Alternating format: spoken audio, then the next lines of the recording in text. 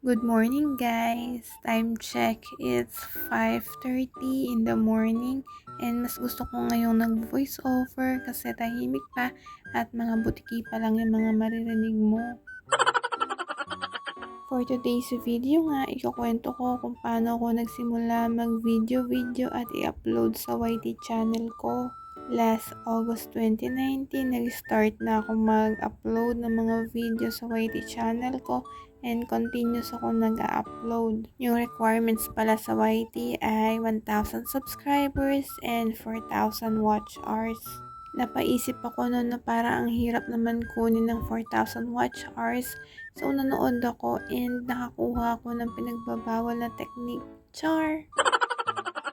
Para makuha ko yung 4,000 watch hours, yung ginawa ko ay kapag naka-laptop ako, maraming naka-tab and naka-play lang doon yung mga video ko, and dahil may spare din akong phone, ginagamit ko din siya pang play sa mga videos ko. Mga be, napaka-effective niya. Nakuha ko siya within 4 months.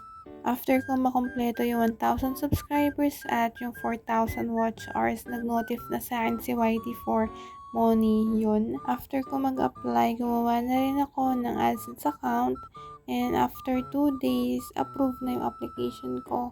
Sa YT pala, para makasahod ka, may threshold na $100 and pumapasok yung sahod namin sa AdSense account namin. To be honest with you, wow, aray English yarn. Hindi naman ako sumasahod buwan-buwan kasi maliit lang naman yung channel ko at konti lang naman yung mga views. Na-stop pala ako sa pag-upload kasi nagka-work na ako sa BPO and wala na ako masyadong time. Yung time ko kasi nilalaan ko na lang sa pagtulog. Pero yung pagpapasahod ni YT at ni FB ay parehas lang tuwing 21 to 26 pumapasok sa mga bank account natin.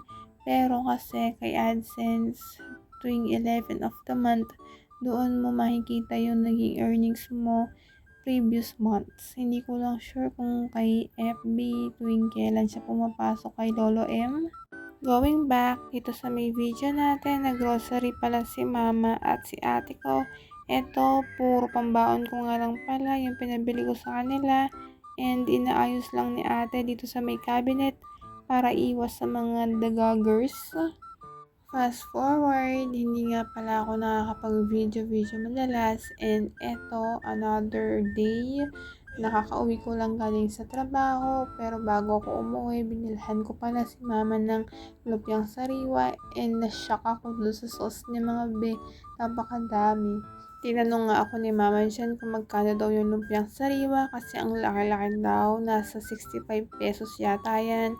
Kaya sabi ni mama maghati na lang daw kami. Nagustuhan ko nga pala dito yung sauce, masarap siya at lasang-lasa mo talaga yung pagkamani ng sauce.